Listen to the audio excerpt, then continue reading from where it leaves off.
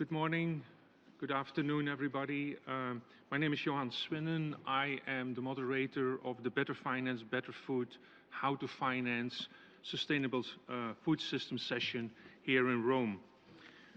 We are very excited, we are very pleased to welcome you to this panel discussion hosted by the finance leader as part of the United Nations Food System Summit, pre-summit in Rome. We're really excited to be joined by all of you in Rome and online for this important conversation in which we will be exploring the shifts required in finance to support sustainable food outcomes.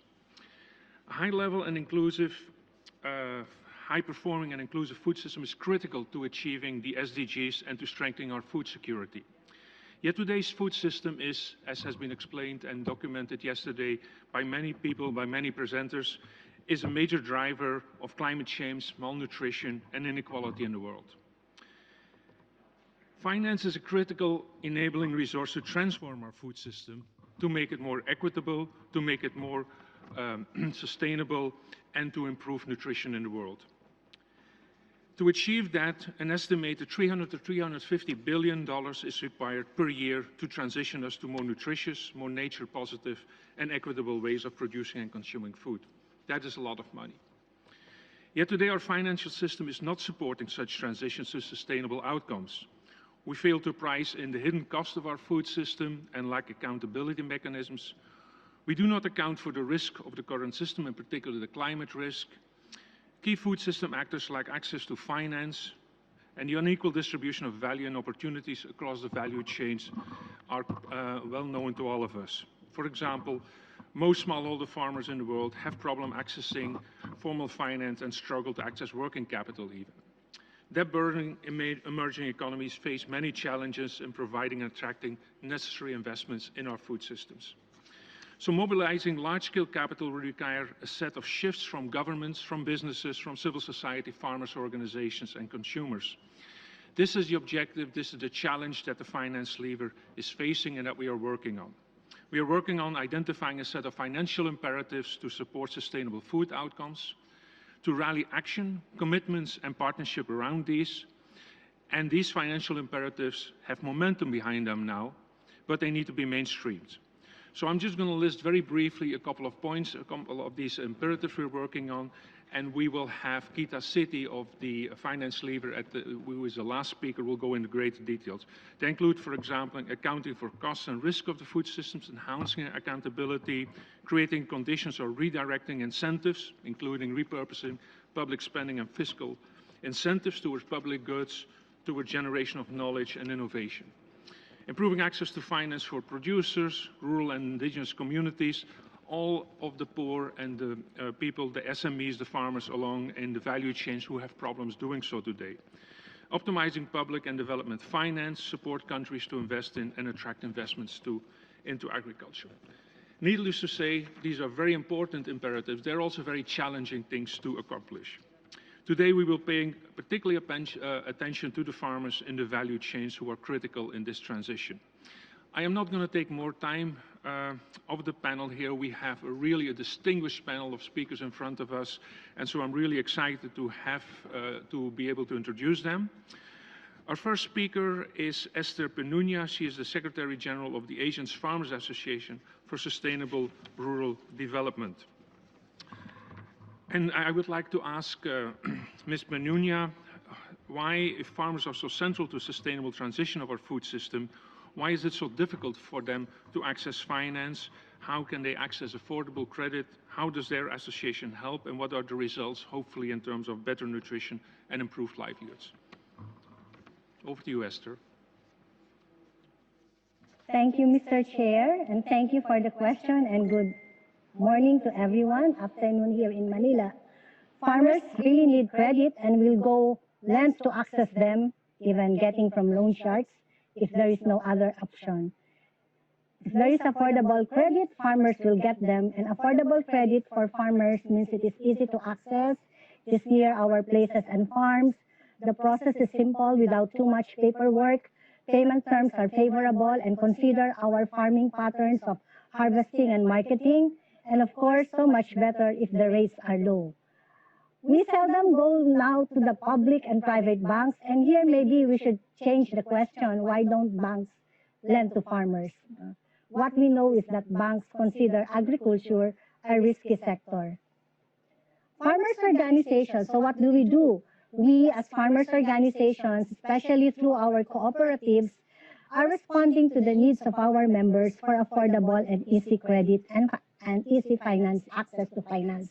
With the support of for example, one project with the support of development partners from IFAD, SDC, and EU, we have implemented projects that provide financing to farmers through our organization members. In Cambodia, for example, FNN, or Farmer and Nature Net, has this strategy which organizes savings and credit groups in each of their covered village or commune level associations, youth groups, and organic rice farmer groups. These commune level associations are federated at district, the districts are federated at the national level. And at the national level, they are able to pool the resources from the institutional and reserve funds of the associations. When these pooled resources are enough, they distribute a specified amount to one district, and in the past years, it was to finance a district rice mill cooperative. Our member in VNFU has secured a loan from the State's Bank and acts as the guarantor for the loans that their farmers get. So they have a supporting fund for farmers currently lending in the form of a household group project. We also have experience with the GAPSP, the Global Agricultural Food Security Program project in Bangladesh, which gives direct financing to FOs. And with technical assistance from FAO, members of the APEX organization have lobbied with the state central bank, and after 2.5 years of intensive involvement, it has advised the national commercial banks to work with the project partners, which are the farmer groups in the project. With these experiences, we know that farmers' organizations and cooperatives de-risk farmers. We have the reach, the network from local to global to facilitate the upscaling of many game-changing solutions developed by family farmers. For small-scale agriculture, farmers' organizations enable smallholder farmers to strategically engage and take leadership role in sustainable and inclusive value chains. In this regard, we call for financing for transition to agroecology and sustainable value chains with family farmer organizations as key partners. And we have two key proposals. First, with the development partners such as donor governments, multilateral funding institutions, banks, to provide blended finance to farmers' organizations. I remember in the 1990s, donor governments put gender in their criteria, so all projects have a gender component. Can we put criteria in all the agriculture development projects that you finance that FOs should be involved from the design, implementation, monitoring, and evaluation of the projects? We have that experience already with some donors like IFAD and GAPSP. More and better will be the call here.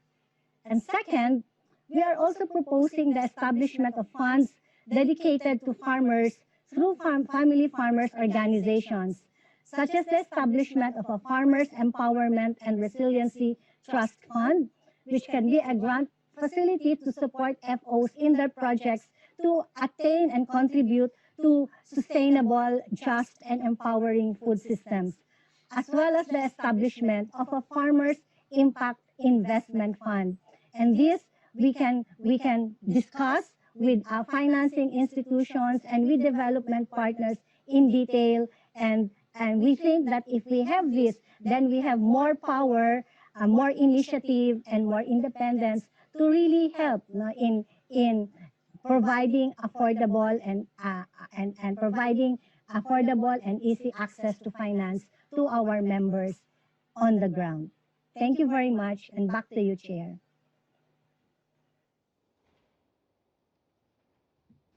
Thank you very much, Esther. Thanks very much for this reporting from the ground, if I would say, on the developments in with your farmers and how your association plays an important role in that. You have mentioned more and better finance, more and better institutions that are needed and innovation in this. And for this reason, I'm really happy to have our next speaker online here. Our next speaker is Vineet Rai.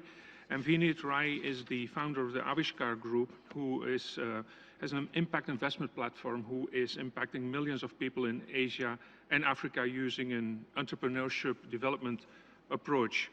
And so I would like to ask, he is also involved or invested in a company called Ergos that sounds like some of that might address some of the issues that Esther was been talking about. So I would like to ask Vineet whether he can tell us how Ergos is working and how it's working to address the challenge of scaling up to help farmers, and if these solutions exist, why do we still have so many farmers that cannot access them? Over to you, Vineet.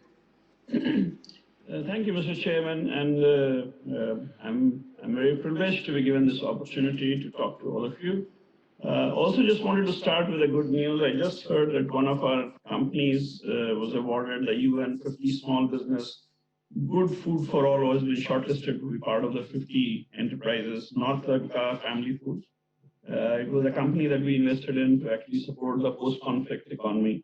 And so very happy to hear that. And I think the challenge that all of us face when we finance farmers is most of us have never been farming. Because while we consume food, but we have never done farming ourselves, especially those who are actually structuring the financial outcomes. And while we cannot survive without food for probably a day, the farmers have to deal without finance for probably centuries. And therefore, there is a need for innovation, partly because classical banking system struggles with it. I have been trying to understand farming and how to actually invest in that for quite some time. And we decided to break down farming between inputs, productivity. So you require a lot of inputs as a farmer. You require seed, fertilizer, pesticide, micronutrients. Then you actually require a significant amount of help to improve productivity so that you can actually produce more, so that it is economically viable. And then you have to have a very strong post-harvest support. Where do you store? How do you actually trade? Who will buy it? Where will they buy it? At what price do you do? And this is where political economy starts coming into play. Ergos, the company that you talked about, is actually an innovation that came from the state of Bihar. Bihar is actually a state in northern parts of India, economically not as prosperous as some other parts of India, and but very, very agricultural economy in the part of the Indo-Gangetic Plains, very fertile, very fertile. I met these two young guys coming from a back of beyond place called Samastipur in Bihar, and the two young guys didn't come from any great educational background, but they understood farming very well. And they said, listen, for you guys, there are banks. When you go to a bank, you can actually put your money in and take your money out any place, anytime. Farmers don't have money, but they have a lot of grain. So you look around where I was standing, you could see thousands and thousands of acres of land with wheat and maize and whatnot. And they said, how do we actually create a bank that actually digitizes or that converts my grain into currency? I don't really need to actually get into a complex agreement. Somebody actually just creates a currency out of it. While we are talking about crypto, I'm talking about grain currency. So these two young guys came with an idea of starting a grain bank. And so it sounded too outlandish, but I still went ahead and invested $500,000. Of course, as it happens with young guys who are actually trying to be pioneers in something, they struggled with the money, and then we are in 2021, and these guys have raised $15 million. They have actually 97,000 tons of grains are being digitized into currency. So what do? They basically said, farmers today do not have a place to store when they harvest. So when the crop is standing, you cannot harvest it because the storage is all designed for traders. So the normal capacity of storage warehousing is 20,000 tons. Now, how do I actually take warehousing to villages? I cannot do it because the scale does not allow you to do it. So it's 40% of the waste takes place because if the farmer tries to store. So how do I actually create a local warehouse system where when the farmer comes with one bag of wheat or maize or paddy, I would be able to digitize that wheat, the farmer gets a passbook, And like you go and put money into the bank, and when you go and take it out, you don't insist on the same note. So you can similarly, my farmer will come. We will actually stack it in such a manner that all the grains, when it is inverted, are of the same quality. And then once we digitize it, we will allow the farmer to actually have a digital connection with us. Immediately after the entities or the grain is digitized, we will be able to give farmers 70% of the price of that day as loan. And post that, we will help the farmer to store this produce for, let's say, 3 months, 6 months, whatever the farmer wants. And every time we have actually a market-based pricing mechanism, we will let the farmer know. And if the farmer sends a yes or no through an SMS, we would be able to trade on behalf of the farmer to actually and get the money into their bank account. Now, how do you make it commercially viable? Well, because digitized asset is fungible, you can actually sell 5 bags from one warehouse, 10 bags from other. And so you can actually sell 100 tons, but your warehouse, but the farmers may actually be selling only 1 bag. And because it is digital, you can actually do it. So these guys now have been able to service hundreds of thousands of farmers in last 5 years. And they are just about starting. They are only in 3 districts of Bihar, and we are now investing, as I said, we have invested around $15 million from the $500,000 that we started with, along with 2 other investors, CDC and Chirate, which is another private equity investor. Technology is a critical phase of digitization, but digitization is not about crypto. It is actually available for grains.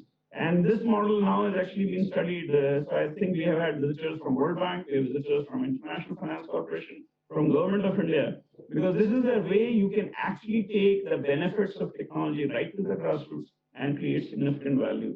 And the farmer's income is increasing by 1.25 to 1.45 every 6 months.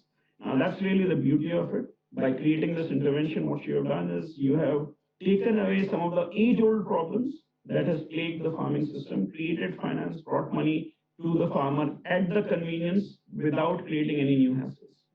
So thank you so much for having me here. This was actually the story that I wanted to tell. And I think the story has the potential to actually be replicated across Asia, across Africa, across Latin America, and probably in the developing world as well. Thank you so much.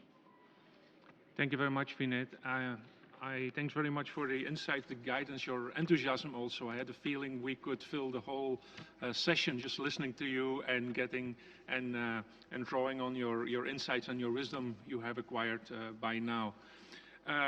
That's it. I'm happy to move from one entrepreneur to another entrepreneur. Our next speaker is Tanya Havenman. Tanya is the co-founder and director of Clair Mondial. She has pioneered the Food Securities Fund to try to address some of the financing need of smallholder inclusive value chains, which both Esther and Vineet have mentioned, and especially by using supply chain partnerships and blended finance to help de-risk investments in the ag sector. And our questions to Tanya are to tell us more how the funds work, why is the fund better at de-risking than more traditional development structures, the lessons for development banks, for the private sector investments, and what they should do different to increase investment in sustainable agriculture. Over to you, Tanya. Great. Thank you so much for the opportunity to speak at this event and also to follow such inspiring panelists. So the Food Securities Fund takes a value chain approach to provide additional source of working capital to the sector. So it looks at the processes and the relationships between different entities in the value chain. And we use this instead of being able to do an asset-backed approach. Through this way, we can actually help to bring more working capital into the system. And why focus on working capital? Well, as one of my favorite authors, Terry Pratchett, says, money doesn't do much when it's standing still. It's when it moves around that it really contributes and it really works. The fund is structured based on 2 pretty basic realizations. One is that agriculture is time sensitive, and the other is that farmers don't exist in a vacuum. So farmers need to have access to the right inputs at the right time to be able to actually grow the product, harvest the product, sell the product. The next stage in the value chain, they also need to have access to the right money at the right time, at the right rates to be able to do that, and so on. And all of this requires that all the entities from inputs to products, to processing, need to have access to the right funding at the right time, and need to some extent to take responsibility for each other. There is obviously a huge long-term investment need, so both on the capex, on the equity, but there is also a huge working capital need. And access to sufficient working capital can really make or break those longer-term investments. And it is particularly difficult to get access to adequate working capital pre-harvest and to entities that don't have huge amounts of collateral. So let me give you a sense of the scale of the problem. In May of this year, the Director General of the World Trade Organization said that there is currently a $1.5 trillion trade finance gap, and that working capital costs of financing have increased by 30, to some places 60%, and rejection rates for SMEs globally have soared by around 50% since the COVID crisis. So while we urgently need long-term investments, I think we cannot underestimate the importance of having enough liquidity and having enough working capital in the system. And this is at a time when we have negative interest rates in Europe and in some other places. So why is there a gap?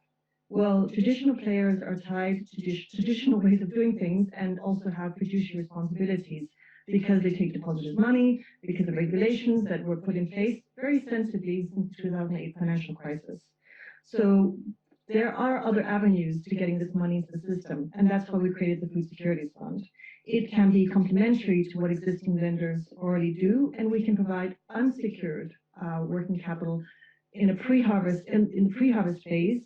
And we can do this because we take a value chain approach. So we ask value chain players, be they larger input provider, larger corporates, sometimes other entities as well, to refer and to take partial risk on those transactions. And the fund is obviously not a bank, so we can also do things a bit differently, have slightly lighter systems, not less stringent, but just look at things in a different way, also being able to incorporate different types of impact screening. Actually, in all the transactions that we've done so far and all the ones that we're looking at, we are the first lender to ask for impact KPIs to be reported to us on a regular basis, and we can use those to then inform loan renewals. So the Food Securities Fund is able to do this because of this blended finance approach.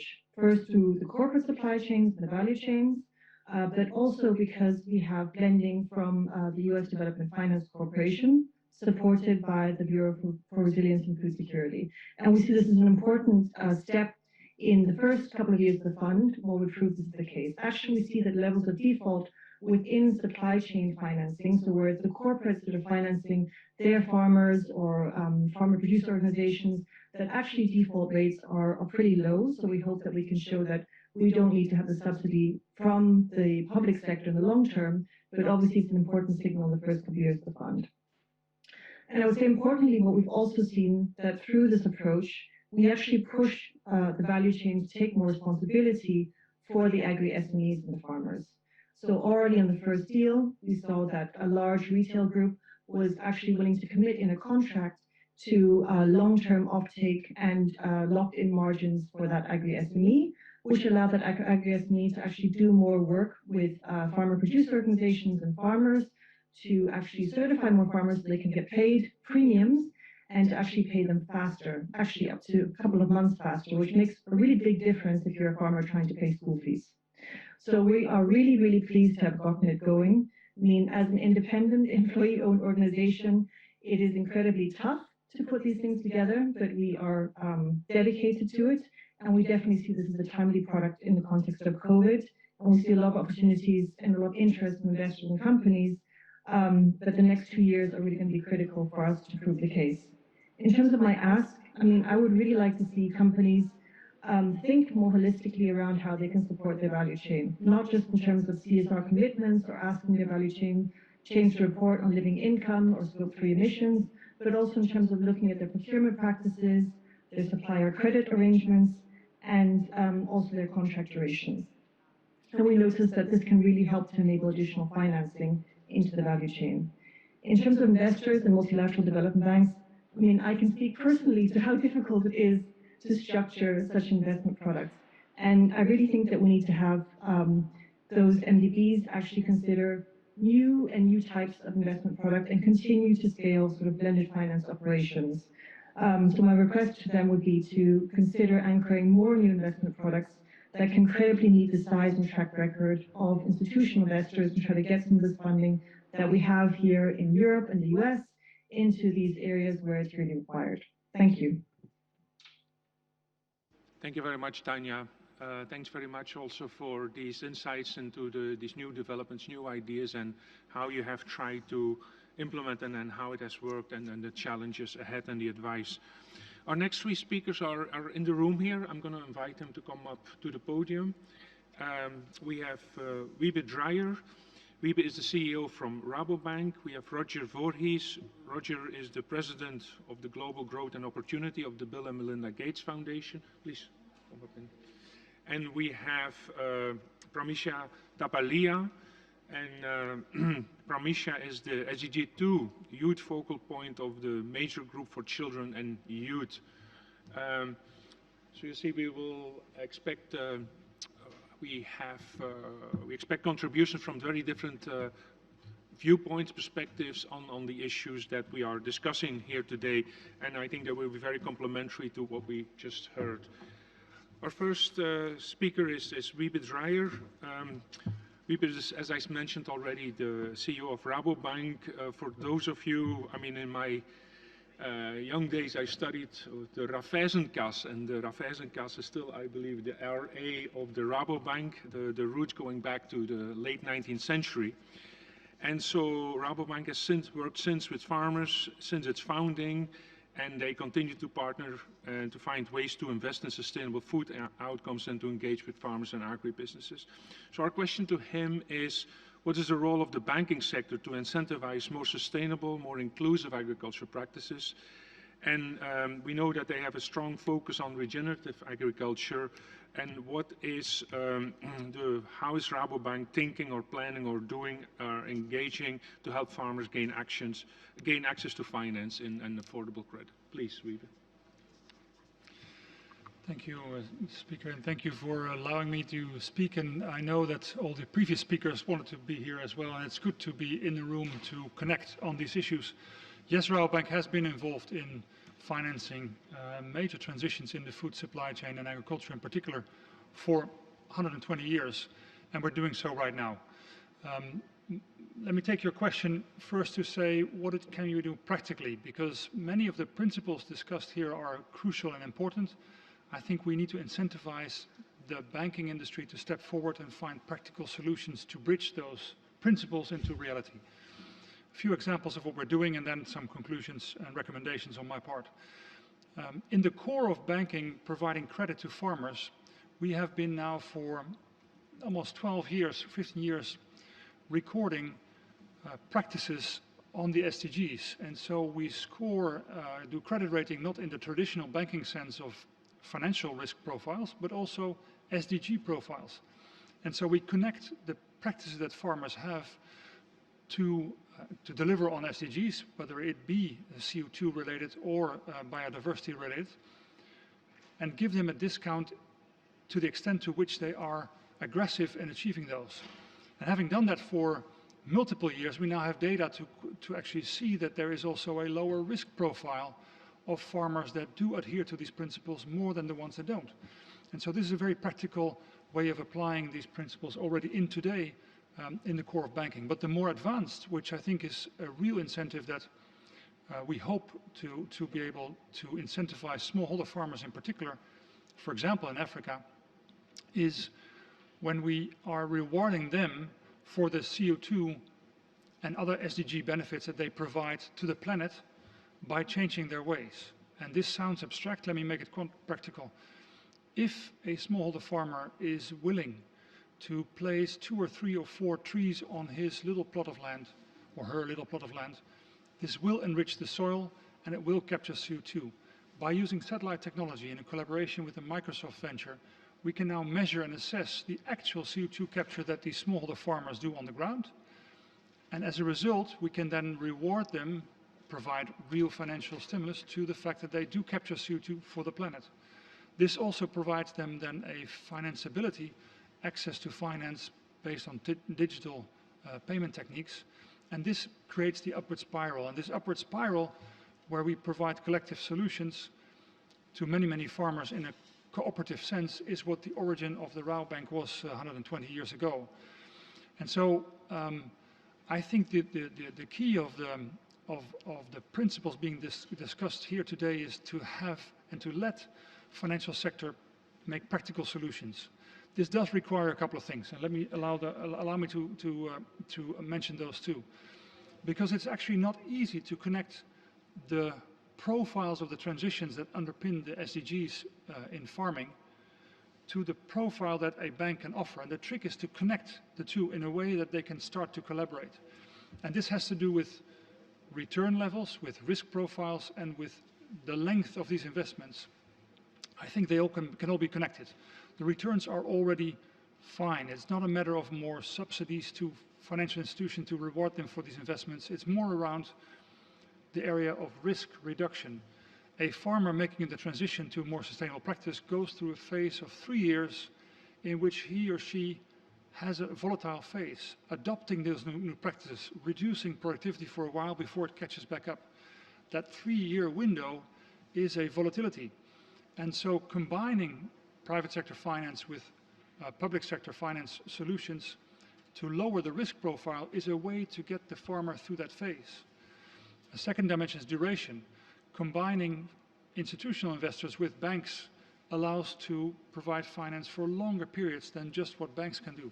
And so I think what we need to do is find practical ways to connect the needs of the transitions of farmers, SDGs that farmers can lead, put them in the driver's seat, but finding ways to restructure the finance so that it can connect to what his or her needs are.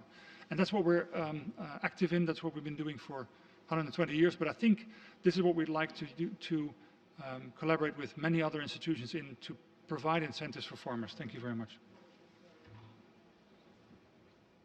Okay, thank you very much. This is, so we're moving from the private sector to an organization who works a lot with the private sector, but there's still a different organization. The next speaker, Roger Voorhees, is as I mentioned already, president of the Global Growth and Opportunity of the Bill and Melinda Gates Foundation. And as president of this part of the Bill and Melinda Gates Foundation, he is leading efforts to alleviate hunger and poverty for millions of farming families in Africa and South Asia, among some other targets. And so we would like to ask him, how does he see the philanthropic capital as playing the most effective role in strengthening smallholder farmer livelihoods, and which, of course, we know is critical to tackling hunger and improving access to healthy diets, and particularly the financial aspects of that. Please, Roger. Yeah, thanks very much. It's great to be here today, and it's great to be here with the Rome-based agencies, which have really carried the evolution of the food system over the last decades to address issues of poverty. And we've made great progress in many ways. We've seen 2 huge waves of poverty reduction around the world, and yet we are seeing from the numbers in the last several years, those numbers going in the wrong direction. And I think if we're going to build an inclusive food system that actually anchors it to affordable food, that anchors it to the addressing issues of climate change, as we just heard from Rabobank, as we think about it in a sustainable way, at the center of all of this is going to be investment in small producers. We know they are the engine that drives mobility out of poverty. We know that the majority of the world's food is produced by them that we eat and consume, and we also know that they are the key to developing the right kinds of livelihood solutions that affect health and nutrition around the world. So at the Gates Foundation, we invest in smallholder farmers because we think it's actually the key to mobility out of poverty, but we also really believe it's the solution set for issues of climate, issues of adaptation, and issues of a resilient food system. So with that, I just want to talk about a few things on the finance side and what we think needs to be done. In a really practical way, the Sears 2030 report, which came out last year, details the assessment that investment gaps for smallholder producers needs an additional $14 billion a year from donor organizations and other institutions in the West, and another $19 billion a year from low and middle income countries. So it's both an investment we all need to make, an investment they and host countries need to make in their farmer systems. As we work to deploy those resources, I think we need to specifically address the unmet needs that are going on, and I'll talk about 3 or 4 of them. One is that we know that research partnerships in sub-Saharan Africa, specifically focused on developing innovative products and services, are needed. And right now, agriculture innovation and research and development for smallholders is underinvested, especially in crops that matter to low-income folks, especially in areas that are not the traditional large-scale crops that we see around the world. And in doing that, we know that that kind of investment, whether it's within local national agriculture research systems or the CGIAR, return huge returns to the whole economy. I think the recent report showed that investments in the CG system return 10 to 1 against every dollar put in. We get $10 of economic value out. The second we know is that philanthropic funding can spur new investment and develop new innovations. Recently, the Foundation invested in national-led efforts on data science and artificial intelligence to understand crop and disease surveillance and climate effects forecasting. Many of the smallholder producers around the world are facing the effects of climate change. We all know that here. Many of our friends online hear that and see it day to day in their own lives, and yet they've contributed least to greenhouse gases. And so investment in kinds of data services have proven predictability in understanding disease surveillance, and especially in cross-border situations. Second, we think the food system needs to present an opportunity to create a broader coalition and create a new food system that's both sustainable, resilient, and targeted on the needs of low-income people. I want to focus today on scaling, improving investments, and what we need to do in finance to do that. We know the finance track is going to be launched either today or in the next few days, and we think there are 3 things that have to happen. One is investing in innovations for smallholder farmers to adapt to climate change. That investment in adaptation is going to be important both to build resilience, but also to reverse the numbers that we just saw out of the SOFI report. As we know, smallholder farmers, it's not just that the world is hotter or drier, but the extremes of that, too much rain, too little rain, the predictability of when rain is coming is really changed. And investments in the right kinds of crop varieties that actually have drought tolerance, stress tolerance are going to be critical. Second, supporting innovative finance ideas to tackle climate and food systems. We know that building back better from COVID-19 means that we need to take those funds and invest in the kinds of areas that are going to build long-term benefits on the food system that we want. UNICA has been leading a voice for scaling finance solutions, and one very promising idea is to reallocate some of the $650 billion IMF special drawing rights to low and middle income countries. There is a huge block of fund to address the kind of funding that we saw in the CARES 2030 report. And the third one is ensuring coalitions of action that emerge from the summit crowd in additional finance. And I think that we've got to make sure that the philanthropic funding is available, but also leveraging the capital markets and leveraging the banking system. That's where the real impact is going to come. And it's great to see the encouragement both at the entrepreneurial level that we saw through those that are participating virtually, and also from Rabobank and others. I think that there's the leverage available to have this kind of impact. The last thing I would say is that I have appreciated the huge aspiration coming from many of you today and yesterday in the Food System Summit. Let's move that aspiration to a plan. What concretely can we commit to and rally to actually serve the needs of the food system writ large, but also especially small-scale producers? They are the engine of economic growth. They have been the biggest driver of people coming out of poverty around the world, and I'm optimistic that we can do this again. And it's a huge pleasure to be with you, and thanks very much. And thanks, Yo, for inviting me. It's our pleasure to have you on the stage here. Thanks also very much, Roger, for making the connection with Wiebes' intervention in terms of how to turn ideas into action, okay, which he explained how our Rabobank is trying to do at this point. And also, Wiebe explained how an an old institution, if you want. I don't want to, I meant it as a, in a good way, wise institution, is trying to be very relevant for today's world. And for that reason as well, and also Roger referred to basically investing in today's farmers, etc. And so we're extremely pleased to have our next speaker on the podium here, who is representing, I mean, she can say herself who she's represented, but you see, the young people who are engaged in agriculture and food systems in the world. Pramisha Tapalia is the SDG 2 youth focal point of the major group for children and youth. It's a long title. And she is studying agricultural and has a passion for action, I think, which fits well on the podium here today to tackle climate change, protect nature. And we would like to hear from you, Pramisha, to your views on the future of agriculture and the role that the organizations who have been talking here today can play in that. Please, over to you. Thank you, Joe, and it's a pleasure to be here. We all know that population, food demand, and climate disasters, these all are multiplying at once. And we are in this unique and unfortunate stage in this 21st century. Young people have already recognized the vulnerability of our food systems and have been demanding transformation to sustainable food systems for a long time. However, it has really been visible mostly this year due to increased momentum of this food system summit. As we already hear from our previous speakers, finance plays a critical role in designing our food systems.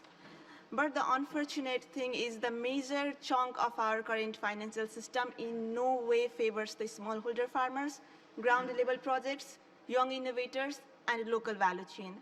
Rather, it is directed to protect big corporations, big business, and commercial farmers, and many of them are the direct culprits of the unsustainable food systems. It is so unfortunate that smallholder farmers and family farmers who play great roles in feeding the local communities and protecting biodiversity and our land are the poorest of the poor communities in the world. On a large scale, we need to radically change the whole model of the current way of the tax and subsidies division and increase the accessibility of finance to the major stakeholders, ground-level farmers, young agriculture innovators, other ground-level projects, and local value chain. And I'm really hopeful that we can change this narrative. My hope for the future of agriculture is that if we all work together, we'll be able to strengthen the local and autonomous food systems. And for this, we need to utilize the local, traditional, and indigenous knowledge to tackle the problem of food insecurity while protecting nature. We need to rapidly transition to nature-positive practices like agroecology from the current chemical-intensive agriculture practices, which needs transformative and radical thinking and action from the key stakeholders, including the panelists present here today. I'm hopeful that we'll be able to strengthen our financial system so that farmers who are carrying nature-positive practices can access the financial and credit services in a just manner. Entities like Green Climate Fund and both public and private funding mechanisms have a greater role to play in this regard to increase the finance flow to the grassroots without any systemic barriers. I'm hopeful that all of us, including the private sectors, realize that our planet, our land, and our agricultural system is meant to be protected for the future generations. With this honest realization and without any corporate interest and shifting our mindset from only money-centric model to planet-centric model and holistic approach, it is very essential to get those hopes fulfilled. And my biggest hope is young people. Young people have a great role to play in achieving the sustainable food systems because we are the generations who have witnessed these vulnerabilities and also stepping up to change this system course. So young people can be a true ally of their local communities and can support the rural poor farmers through the information exchange, creating innovative projects in the communities and acting as a bridge between the communities and local stakeholders, for example, local government and also financial institutions. We need to strengthen local financial institutions to support this. In every process, the ultimate change only happens through the policy's action and real implementation. So young people can't just see what is happening there without really getting involved. So young people have a key role to play by engaging in policy-making processes of finance flow from planning to review and follow-up, as well as monitoring. We have a great role to scale up awareness, education, innovation, and research on this issue through our communities and institutions. We have the potential to quickly use the available tools so we can create the movements and campaigns to shift the narrative. And no other stakeholder than youth can step up to demand transparency and accountability critically. So young people need free and safe spaces where we are listened to and accounted for as a true and important stakeholder and right holder in every process. But as I can repeat, unfortunately, most of the financial systems currently do not favor the young entrepreneurs and young farmers and youth organizations. So access of finance to young people in a just manner is really important. It could be done by creating separate financial mechanism for young people and young entrepreneurs working to transform the food systems. Moreover, capacity building to rural youths and supporting research led by young people is very crucial to leverage this transformation, and entities like IFPRI are playing a crucial role, and they need to work more on capacity building, finance flow, supporting young researchers, and all the stakeholders need to create an enabling environment for the young people to leverage these innovations. So in conclusion, I can tell that we can't have better food without better finance, better space, and better policies for young people. Thank you very much. Back to you. Thanks very much, Pramesha. We know that from psychology, from history, that deep changes in society often require generational changes as well, that youth and the next generation have a very important role to play in that. So it was very encouraging and to hear from you how you see that, and the initiatives that you are planning to take and the ideas there, and hopefully many will join you in this endeavor. I actually had a whole list of questions and comments I had on all the presentations, and particularly on the people on the panel here, but we have a very strict time guidelines given to us by the organizers. And so with that, I will have to turn the floor to Ms. Geeta Sethi. Geeta has been a very important member of the finance lever in preparation. She is an advisor and global lead for food systems at the World Bank, and one of the driving forces, as I said already, behind the finance lever. She really made big contributions, and she was going to draw lessons of what she heard today, and I think that's going to be quite a challenge. I'm really looking forward to her comments. Geeta, over to you. Thank you, Jo. It is really a pleasure to be here, and you're right. It has been absolutely inspirational to hear so many different voices. Private sector with solutions, voice from the farmers, the youth, big investors like Ribe and Rabobank behind him, and of course Roger on philanthropy.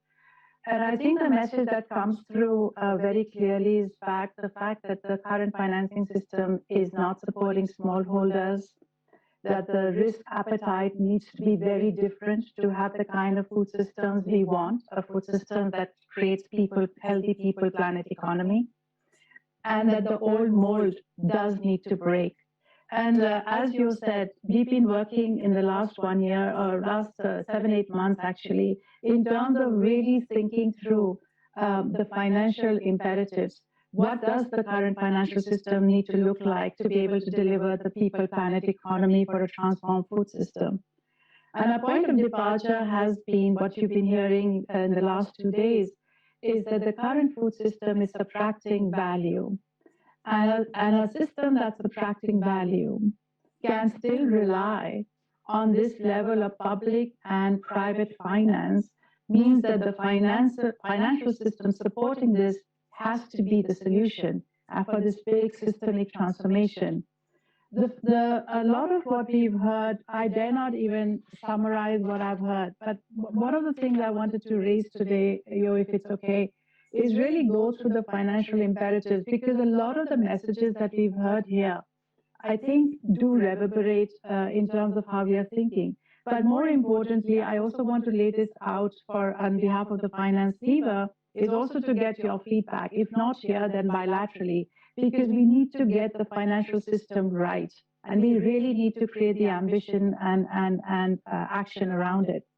So let me start with the first bucket, which is really about mitigating risk, scaling investments. And we heard a lot about this, the climate risk, future pandemics, conflict, poor governance, etc. And the first and foremost, I think this panel is pretty powerful in that respect, but if we agree that the private sector has to be the change agent, then the first and foremost is for the private sector really to integrate climate risk in investment decisions. And this means that we need to have better disclosure and transparency across the entire value chain. I think the second point that Vibhe made is what should the farmers of 21st century look like? Because no longer are they just providers of food, they're also keepers of eco-services. Therefore, paying for nature to protect and restore ecosystem services. And this effectively means internalizing the costs of the current system, the hidden costs that we talk about in terms of people's health and planet health. It also means agreeing on a price of carbon and to have effective carbon markets. Third is what we also heard today is really strengthening the resilience of the food systems by creating financial incentives, especially for the most vulnerable countries and people. And so therefore the whole story about that Tanya talked about, that the new gambit of instruments, including crop insurance. The second bucket, so first is the mitigating risk. The second bucket is enhanced accountability. And here I'd like to put forward two on behalf of the finance lever, is that mainstreaming commitments and initiatives to reduce investment in unsustainable practices. Could we not think, for example, about deforestation-free pension funds? I mean, $30 trillion is effectively what the numbers one hears about in the pension fund. Do we not think just simple changed behaviors can really recalibrate the system very differently? Similarly, really mainstreaming ESG, shifting from voluntary to mandatory reporting across food and agricultural companies and investors. And we really think these kinds of big movements that already Peter Barker, Diane, and others are thinking about in terms of really moving from voluntary to mandatory is also going to create a very different compact between the public and the private sector. If the private sector can show this kind of commitment, then the public finance can definitely come in a very different way to provide the first losses and other kinds of risk mitigating instruments. The third bucket that we've also heard today about is really about redirecting incentives towards the food systems that we all want. And Yo and his team are leading on this already, which is first is repurposing public support in terms of really putting, repurposing public support in a way that finances public goods, but also research and innovation that Roger talked about, that is really underspent. But the more important part of repurposing is not on the expenditure side, but also on the revenue side. So really thinking of a very different taxation regime of how we define unhealthy foods. Fourth bucket concerns scaling investments and improving access to finance, and we heard a lot about it from our speakers today. And that means that public and development finance can be scaled, increasing ODA and climate finance allocations to food systems. It can also mobilize private investment by scaling and replicating successful blended finance models that de-risk private investments. We had some examples today. Would it not be great, Yo, to really build this up and scale up some of these innovative mechanisms that we've been thinking about? And then the other aspect of scaling up is also thinking through sustainability loans, which are in 2020, 120 billion were issued. This can be scaled 10 times so that the financing becomes a major driver of nature positive and inclusive outcomes. And finally, something Roger talked about is about the affordability. So really keeping consumers, 3 billion people today cannot afford healthy diets. So what does it all mean in this transformed food systems in a way that affordability and access to healthy foods is possible by all? Could it possibly mean we rethink poverty lines, both international poverty lines of $90 and national poverty lines, in a way that really underpins nutrition security rather than food security? Could we think of a social protection program or income enhancement programs that are really sensitive to nutrition sensitivity? Could we think of private sector companies committing to paying living wages to improve contractual relations across the value chain?